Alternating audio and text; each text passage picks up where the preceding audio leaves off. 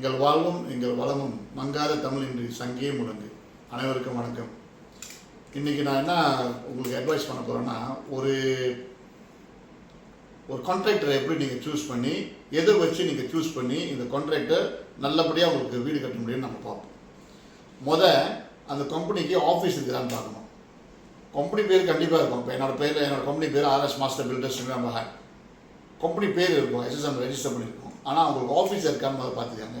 அந்த ஆஃபீஸை சிந்த ஆஃபீஸா இல்லை ரெண்டல் ஆஃபீஸாக செக் பண்ணிக்கோங்க. ஆஃபீஸில் மீட்டிங் போங்க, அப்போ தான் உங்களுக்கு அந்த ஆஃபீஸ் தெரியும். ஏன்னா பல பேர் வெளியே கோபி கடையில் உட்காந்து பேசிட்டு ஓகே சரி பரவாயில்ல நேரம் ஆர்கிடெக்ட் ஆஃபீஸ் கூப்பிட்டு போங்க, ஆர்கிடெக்ட் ஆஃபீஸ்க்கு போயிட்டு அப்போ நம்ம கான்ட்ராக்டருக்கு அந்த ஆஃபீஸ் இருக்கா இல்லையான்னு தெரியாது. ஸோ அதை முதல்ல தெரிஞ்சுக்காங்க. ரெண்டாவது, அந்த ஆஃபீஸில் அந்த கம்பெனிக்கு ஸ்டோர் இருக்கான்னு முதல்ல பாருங்கள்.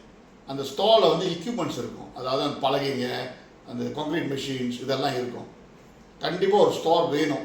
ஒரு கன்ஸ்ட்ரக்ஷன் கம்பெனிக்கு கண்டிப்பாக ஸ்டோர் வேணும். அப்படி ஸ்டோர் இல்லைன்னா something wrong with the company. அந்த கம்பெனிக்கு என்னமோ ஒரு பிரச்சனை இருக்குது. அவங்க வெளியேந்து ரெண்டல் எடுப்பாங்க. இந்த வெளியேந்து ரெண்டல் எடுக்கிற கம்பெனி தான் உங்களுக்கு வேலை செய்யும் போது பிரச்சனை வரும். ஏன்னா பேமெண்ட் டேர்ம்ஸில் கொஞ்சம் பிரச்சனைங்க வரும். ஏன்னா இப்போ நான் ஏன் இந்த வீடியோ போடுறேன்னா, நான் இப்போ ஒரு வீடு செய்ய போகிறேன். அந்த வீடு ஒரு நபர் கட்டி விட்டுட்டு போகிற நிலைமையில விட்டுட்டு போயிட்டார். இப்போ நான் அந்த ஓனருக்கு அந்த கண்டினியூ பண்ணி முடிச்சு கொடுக்க போகிறேன், ஒரு உதவி செய்ய போகிறேன் அவருக்கு. ஸோ இந்த பிரச்சனை யாருக்கும் வரக்கூடாதுன்னு தான் இந்த வீடியோ நான் போடுறேன். மூணாவது பார்த்தீங்கன்னா, அந்த கம்பெனிக்கு யார் ஆர்கிடெக்டாக இருக்கிறா, யார் என்ஜினியராக இருக்கிறா. ஏன்னா ஒரு கம்பெனிக்கு அஃப்கோர்ஸ் அவங்க ஒரு கம்பெனி என்ஜினியர் என்கேஜ் பண்ண முடியாது. பெரிய பெரிய கம்பெனிலாம் முடியாது, சின்ன சின்ன கம்பெனிக்கெலாம் முடியாது. ஆனால் என்ன அஃபிலியேட் பண்ணலாம். அஃபிலியேட்னா அவங்க கூட பார்ட்னர்ஷிப் வச்சுக்கலாம்.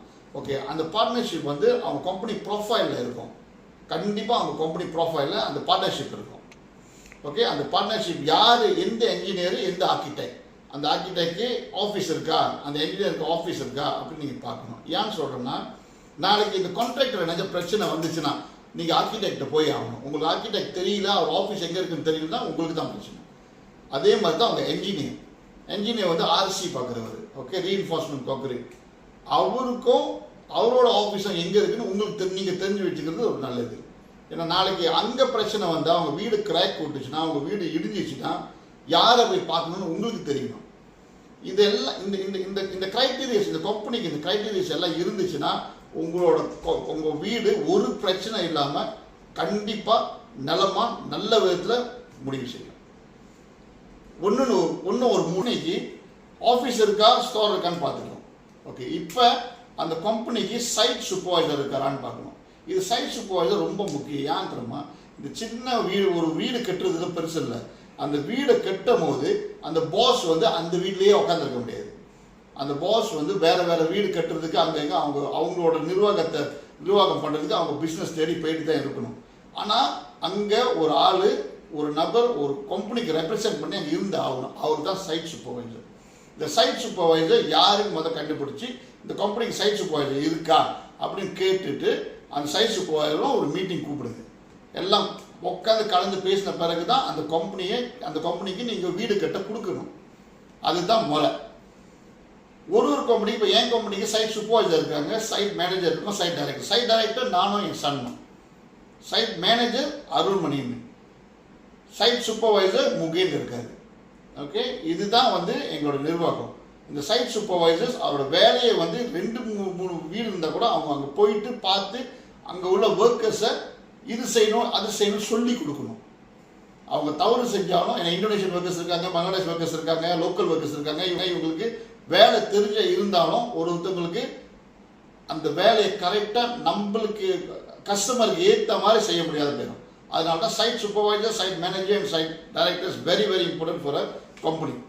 ஓகே, இவங்களுக்கெல்லாம் நீங்கள் எப்படி இவங்களை எப்படி இவங்களை சூப்பர்வைசர்னு சொல்லுவீங்க அப்படின்னு சொல்கிறதுக்கு அவங்கக்கிட்ட ஒரு க்ரீன் கார்டு இருக்கும். சிஐடிபின்னு ஒரு நிர்வாகம் இந்த க்ரீன் கார்டை அவங்களுக்கு கொடுக்கும். அவங்க ஒரு காஸ்ட் போகணும், அந்த காஸ்ட் மூலிமா அது கொடுக்கப்படும். அந்த ஒரு அச்சாந்தம் கொடுக்கப்படும். இதெல்லாம் நீங்கள் பார்க்கலாம், நீங்கள் கேட்கலாம். கம்பெனி ப்ரொஃபைல் இதெல்லாம் இருக்கணும். இதெல்லாம் இருந்துச்சுன்னா கண்டிப்பாக அந்த கம்பெனி ஒரு நல்ல கம்பெனி தான். என் கம்பெனி எடுத்துக்கிட்டிங்கன்னா இது எல்லாமே இருக்குது. நாங்கள் நல்ல விதத்தில் கன்ஸ்ட்ரக்ஷன் செஞ்சு கொடுத்துக்கிட்டு இருக்கோம் மக்களுக்கு. இப்போ ஒரு வீடு கட்டிட்டு இருக்கோம். இது வந்து முழுக்க முழுக்க ஒரு இந்தியன் ஸ்டைல், இந்தியன் கான்செப்ட். அதாவது இந்தியாவோட கான்செப்ட்ல ஒரு கிராமத்துல ஒரு வீடு எப்படி இருக்குமோ அதே மாதிரி இங்க கட்டிக்கிட்டு இருக்கோம். அந்த வீடு கட்டி முடிஞ்ச பிறகு நான் உங்களை மீண்டும் சந்திக்கிறேன்.